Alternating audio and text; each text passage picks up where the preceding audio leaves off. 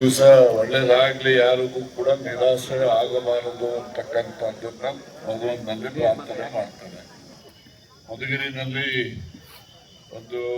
ಈ ಬಾರಿ ಮೊದಲನೇ ಬಾರಿ ಒಂದು ಪ್ರಯತ್ನ, ಯಾರೆಲ್ಲ ಅರ್ಹರಿದ್ದಾರೆ, ವಿದ್ಯಾವಂತರಿದ್ದಾರೆ, ಈಗೆಲ್ಲ ಪೇಪರ್ಗಳು ಓದೋದಿಲ್ಲ ಯಾರು ಈಗ.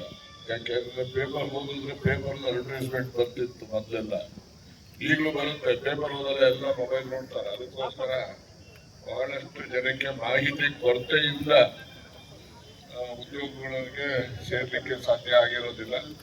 ಆದ್ರಿಂದ ಈ ದಿವಸ ಮಧುಗಿರಿನಲ್ಲಿ ಪ್ರಪ್ರಥಮ ಬಾರಿಗೆ ಉದ್ಯೋಗ ಆಕಾಂಕ್ಷಿಗಳಿಗೆ ಅನುಕೂಲ ಮಾಡ್ತಕ್ಕಂಥ ಒಂದು ಪ್ರಯತ್ನ ಮಾಡಿದೆ.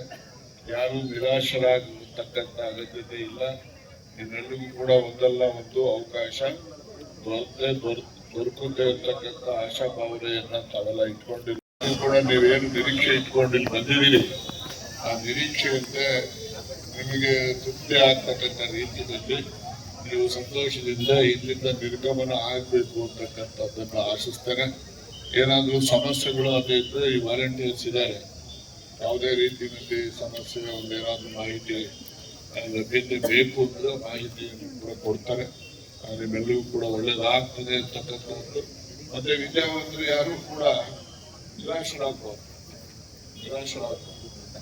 ನಿರಾಶೆ ಇದೆಯಲ್ಲ, ಅದಕ್ಕಿಂತ ದೊಡ್ಡ ಶತ್ರು ನಿಮ್ಮ ಜೀವನದಲ್ಲಿ ಯಾವುದು ಬರೋದಿಲ್ಲ.